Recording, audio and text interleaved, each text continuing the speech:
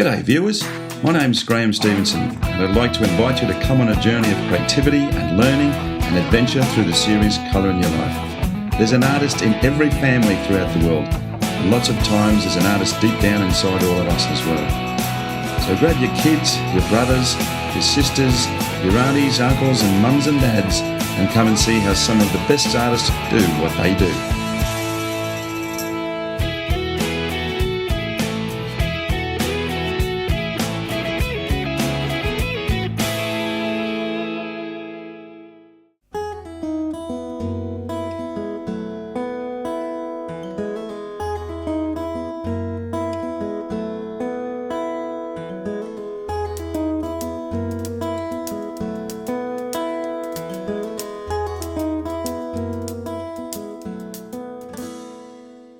Well, another great episode of Colour in Your Life is about to get underway in a little town called Ramona in California. And we're with a watercolour artist today. The lady is very, very flexible about what she does. She does portraiture, she does still lives. Her work is absolutely beautiful and she's got a massive following across the United States for what she does. Jamie Dougherty. Hi. Nice Welcome to the show. Yeah, thank you. Lovely to be here. You. And we're in her lovely studio here today. Your influence originally started a lot from your uncle and your granddad, didn't it? Yes, my family's very artistic and creative, and I just kind of grew up being able to take in all that creativity and make it my own. So that's what I do now. It's fantastic, and you've got a really great following across the United States as well. I mean, your work really has a formula of its own, and definitely a marked following in what you do. Tell me a little bit more about your fans and how you interact with them. I teach online workshops, and I do teach across the United States. I've been to Australia, Canada, Puerto Rico, and I just really like sharing my craft with others. And so it's just been a real blessing for me to share that. And with social media now, I'm able to bring that in as also. And just it has really blown up. I've had some of my images licensed, so that's brought in another category into my fan base with my stamped images as well. It's fantastic, and you'll obviously see a lot of Jamie's work as we go through today. We also want to thank very much two fantastic companies that are really getting behind a lot of the Colour in Your Life artists that we're working with these days, and Jamie being one of those. And firstly, it's Princeton Brushes, who makes an absolutely fantastic brush. They're based in New Jersey. That really is good, isn't it? Oh, it is. Yeah, I mean, they are fantastic brushes. I've used these guys for years as well. And also Royal Talents, who is a wonderful paint company, actually based in the Netherlands, but they have a huge representation in the United States as well.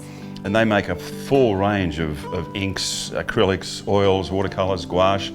And as I said, the gouache that Talons makes, I was using 35 years ago and still use it to this day today. So we really want to thank both of those companies for being part of what we're doing. And we will be discussing the different techniques that you can use with these brushes and the paint as we go through the show today. But apart from that, I want the audience to see the fabulous work that you do. So let's sit down and get something underway. Sounds good. Absolutely. Thank you.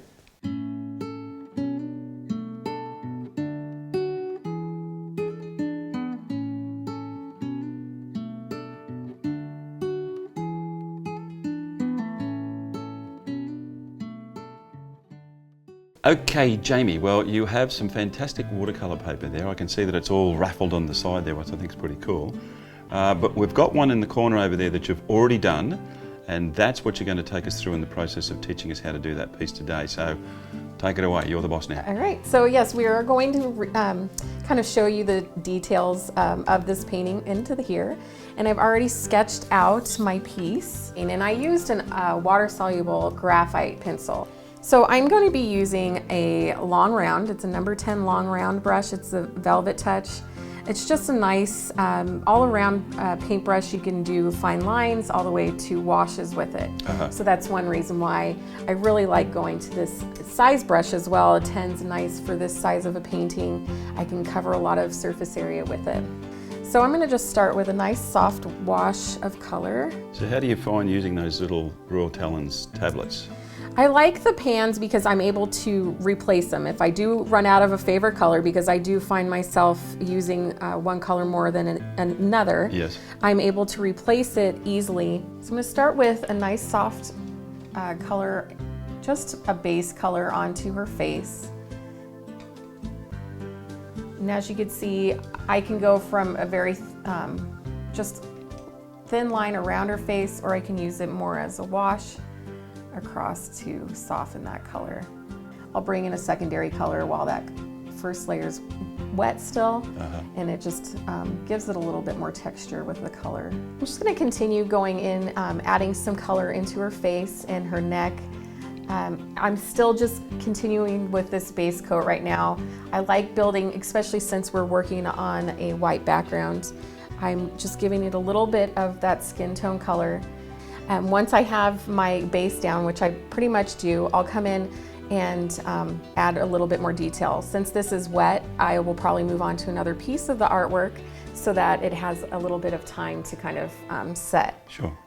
Now with the Royal Talons, with the Rembrandt watercolors, I like it because I am able to build that color on top of one another, and that's one of the reasons why I'm drawn to watercolors, is because I can really create a lot of depth. Royal Talons has a number of different products, as does Princeton, of course. I mean, they've got a huge range of varying products. And I think we should put out a special thanks to Willow Wolf and to Mr. Howard Kaufman, who is the owner and CEO of Princeton Brushes. They have done a fantastic job of putting us together with these amazing artists. Howard's a fantastic man, very loyal to everybody he deals with, and he's been involved in the art industry for decades and started Princeton many years ago, and now it's the #1 brush manufacturer in the United States. And because you're such a multifaceted, talented woman, you made this wonderful doll of Willow, which I think is just such a character, and one of her favourite animals is the raven. So it looks like a little bit like Elvira, but it's a great piece of work. So it's sort of not just the art, but you're just so involved in so many facets of arts and crafts involved in this country. And you've also got some other wonderful dolls that you've crafted for celebrations like the Mexican Day of the Dead, which is pretty cool. But there's another one called Katrina, which is just fantastic. And then Soft Soul. So there's a certain quality of life that you actually put into a subject about death. Yes, I really enjoy the dolls, and especially living in San Diego.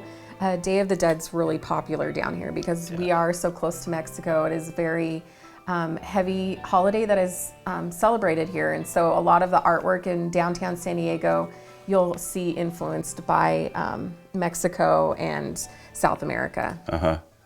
So I'm coming up here and adding just a little bit of color to her ear. It's kind of peeking out from behind her hair. And I'll come in with a little bit more detail later on once it's dried. I think I'm going to move on to our little birds so that they have a little chance to dry as well, so I can add some more detail onto them. Yep.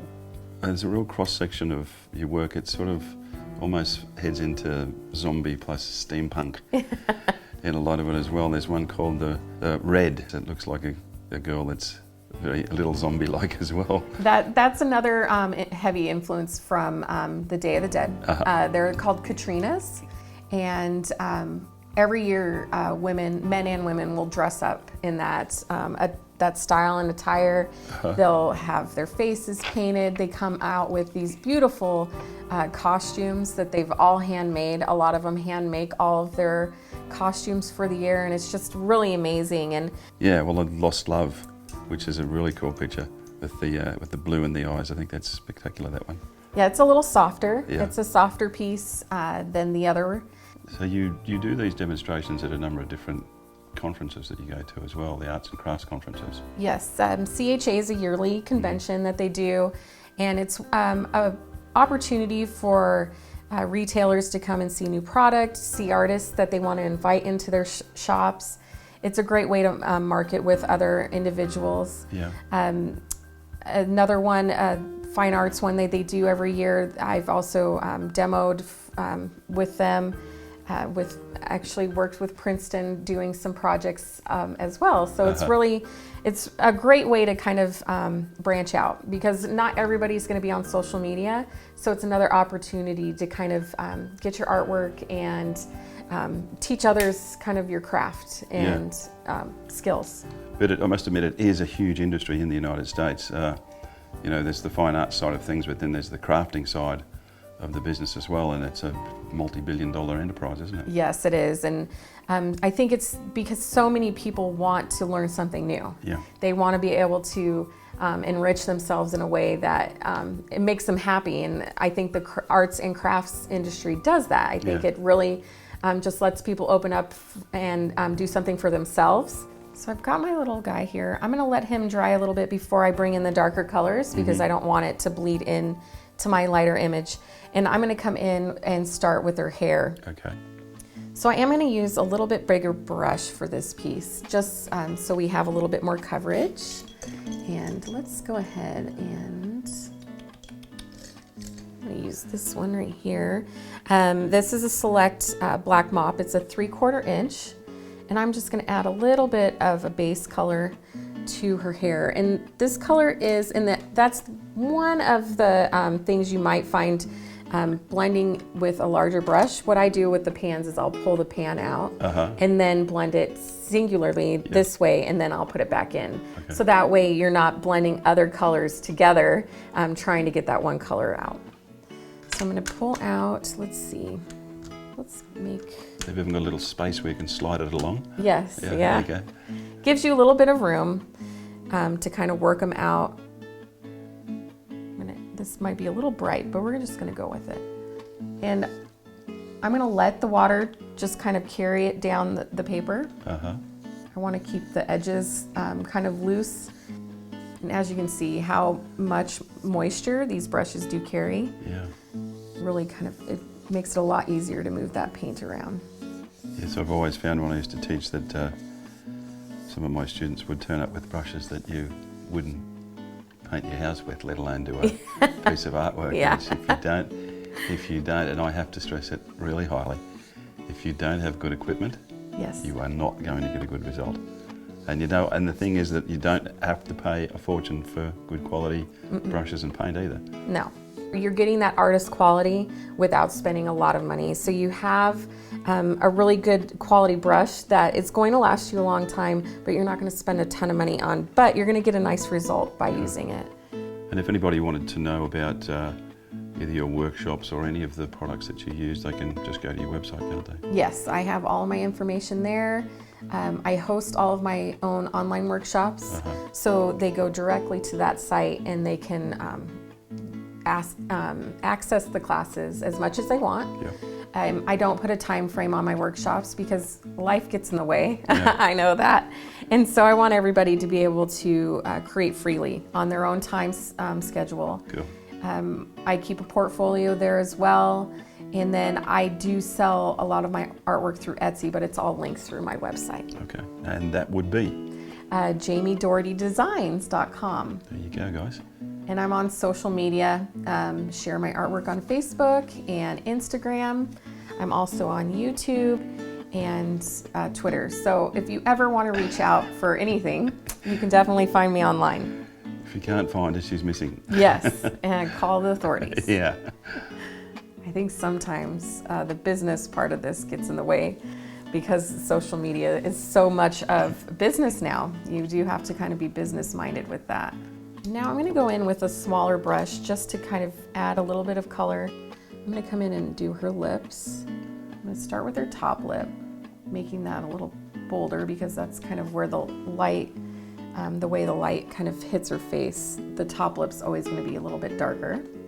And a habit I have is if I don't want a lot of water, but I don't want my paintbrush dry, I'll just kind of dab it on the back of my hand. And that allows me to kind of move the color around a bit without, adding too much water to the piece so that my colors aren't blending everywhere. And once her lips are dry, I'll come in with a little harsher line towards the center to kind of redefine that. I think the beauty about your work is you get results very quickly. There's some fantastic fantasy images that can be created, and it's not going to take you a month to do a painting. Yes. So what artists have inspired you over the years? Anybody in particular? I kind of take inspiration from a lot of different artists. I'd have to be honest with you, my uncle was my biggest inspiration. He was also a mixed media artist. He loved doing art in every aspect he could. So I think that's kind of where I get it from. I want to try as much as I can. I want to try, and I think part of it for me is learning something new. And his watercolors always were attractive to me. I just loved the way he approached his garden. He would paint from his garden. And living in Michigan, of course, you're gonna have this beautiful garden full of every flower you can think of. Yeah. And his artwork always showed that. Okay. Now with her lips they aren't quite detailed enough, so I'm gonna come in with a little bit of a brown tone. It's a warmer tone, and what this will do is kind of mute down that red a little bit. As you can see, my images are more illustrative instead of realistic. But that's kind of the fun part of art, is you can make it your own and give your own signature to a piece. It doesn't have to look, exactly like everyone else's. Yeah, but I think that's part of the reason your stuff's been really successful in licensing as well. Yes. Is because you do cross that barrier where it is illustrative. And people just like that. They like the representational side of things like that with what you produce.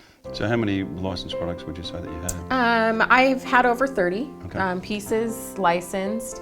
And I've also self-published my own adult coloring books, since that was such a hot trend. I have 3 out that are available on Amazon.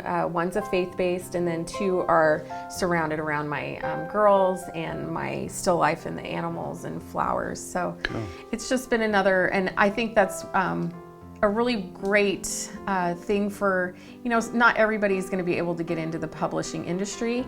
So being able to do that on my own was a real kind of accomplishment for me. And I did everything from hand drawing the images to digitizing them, all the way to formatting it for the book. So I kind of took every step to make it very personal to myself.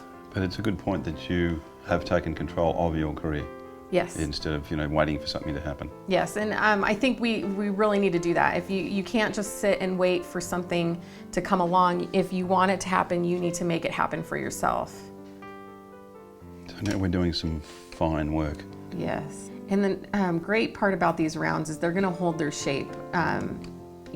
Some of them you may come across brushes that they don't keep their tip while you're working with them, and that's the nice part about these. You can use them as a calligraphy brush. You can use them as adding detail to this little guy like we are right now.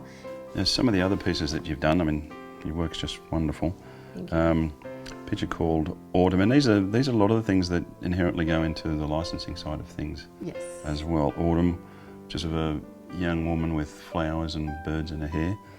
And then another one called Modesty, and then a piece called Multitude, which was a lovely piece as well. Multitude was a series, a part of a series I had done on wood, and that's another kind of look that I've been known for, is working on a wood surface instead of a canvas surface. And these are techniques that you teach people in your workshops online as well. Yes. Aren't they? Yeah. Yeah, I teach everything from just the elements of the face. I break down the elements of the face individually to kind of take that intimidation of an entire face away from people, and they really seem to like that. And the next one I'm doing is actually how to add color to the features. So we've started with the pencil drawing of it, and now we're going to show how to create detail with using color. You've actually been down to Australia to do workshops in Adelaide, Brisbane, Yes. Byron Bay. Yes, I have. I've taught there twice. We actually did one trip in 2014. We did 4 stops in 10 days between traveling there and coming home. We made 4 stops, and I taught in 4 places, but it was so amazing, and the scenery is beautiful there. Talk about inspiration. Yeah. It's just beautiful, and I'm very thankful I've had the chance to go and do that. It's fantastic. Well, hopefully a lot of people in Australia will be watching this, and we might be able to organise another one of those down at some stage. Yeah, it sounds like a plan. So I'm going to bring in a specialty brush to do some splatter work on here, and Select is known for their specialty brushes, and one of them is a Lunar Mop. This has a nice stiffer bristle that you can kind of manipulate. The bristles are more of an uneven shape, so you can get a lot of texture out of them. I'm going to go ahead and use it as a splatter for this piece. So it's got just a more rigid bristle on it. Yes, it has a rigid bristle, so it'll allow me to kind of manipulate the paint a little bit more. And you just use the end of to flick it out. Yep, and we're gonna start on our background. Okay. And I wanted something that would bring in some of the other colors, so I'm gonna bring in a yellow to kind of make our little lovebird pop a little bit more off the page. So I'm gonna go ahead and let's use a filbert. I like using the filbert to cut in around pieces, and I may actually tip my painting on its side. I like working on a smaller area because I can turn it.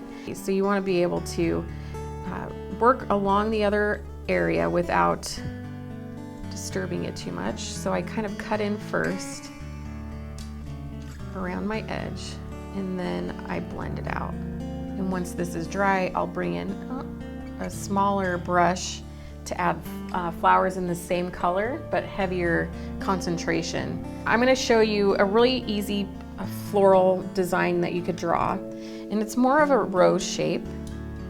I'm using the same color I originally used for the background, and I just start with a simple little shape in the center, and then I kind of round those petals and continue around the edge. And I like the filbert because it gives me that straight edge, but I'm able to give the different depth in shape just by kind of turning the brush as I go, and go from wide to, really fine, a fine edged line. And go flip her over. We have her nice background set around her. If you wanted to, you could cut in a little bit more color into her hair to kind of create more dimension between the two. But I really like kind of how she's looking now, so I think I'm gonna stop playing with her, because sometimes as an artist, we can just keep manipulating a piece until one, it turns out amazing, or it turns into a complete mess. So I think she's good for today. I may step away, like I said, I sometimes do, and come back to her another time, but I think she's pretty good for now. So you've done a great job. Thank you. Absolutely. Well, a fantastic day here in Ramona in California. Jamie? Thank you. Thank you so much for having us in your studio. Yes, It was a wonderful, wonderful day. Very talented lady. Now, your workshops, you've obviously done them in Australia and across the United States, but the fact that you've got online workshops as well, I think is pretty cool. Thank you. So your website address again is? Is jamiedoughertydesigns.com. Okay, go on and have a look. Be in touch with Jamie and do some of the online courses. They're actually fantastic. Also, we want to thank two great companies, Talons Paints, Royal Talons, and also Princeton Brushes. Without the support of those guys at the moment, this wouldn't be happening, and we're just so glad that they've come on board. Also to the beautiful Willow Wolf, who has been very much a part of putting all this together. With all of these great companies, we really hope to do some great work with these guys in the future as well. Come to our Facebook page as well, and also to our YouTube, which is growing rapidly these days, and come into the Colour in Your Life website. There's lots of things going on there, and we've got a fantastic gallery in there where you can sell your work, so come in because we've got lots of things going on. colourinlife.com.au, remember? But until we meet again, guys, remember, make sure you put some colour in your life, and we'll see you next time. Bye now. See you guys.